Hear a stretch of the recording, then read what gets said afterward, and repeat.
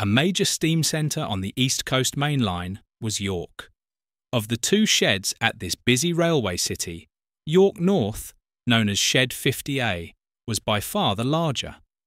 The complex contained no fewer than 4 roundhouses, together with extensive sidings, a coaling plant, and a turntable stretching out alongside the East Coast Main Line.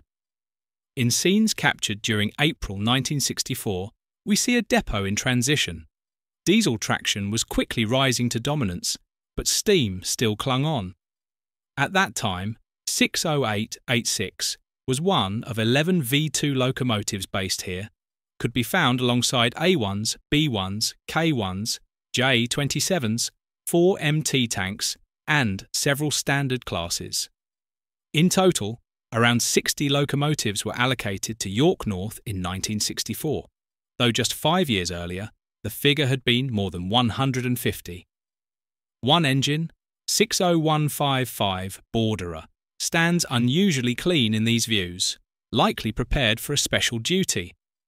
The depot turntable lay about 1/3 of a mile from the main buildings, and in 1958, 2 of the original roundhouses were rebuilt as a 5-track straight shed. York 50A stood just beyond York Station on the northwest side.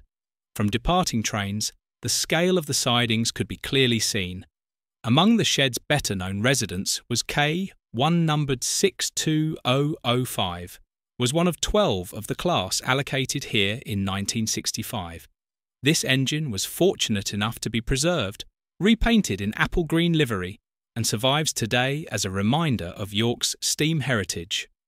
The shed closed to steam in June 1967, but continued for several years as a diesel depot before finally shutting its doors in 1983. And yet, this is not a story of loss. For York 50A lives on in a very different form.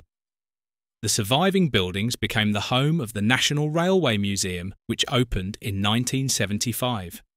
Here, the echoes of the Great Steam Age are preserved for future generations. The site has been extensively rebuilt, and though the original turntable has now vanished, the National Railway Museum remains one of the world's greatest showcases of railway history. Even today, changes continue. Station Hall, part of the old goods station linked to the shed, is undergoing a major £10.5 million refurbishment and is set to reopen with a new roof fitted with solar panels. From coal smoke to conservation, the story of York North is one of transformation and survival. So next time you visit the National Railway Museum, remember? You are walking on the very ground where Shed 50A once roared with steam, smoke, and the sound of locomotives preparing for duty on the East Coast Main Line. If you enjoyed this journey through railway history, don't forget to like, share, and subscribe. And join me again next time as we uncover more lost treasures of Britain's railways.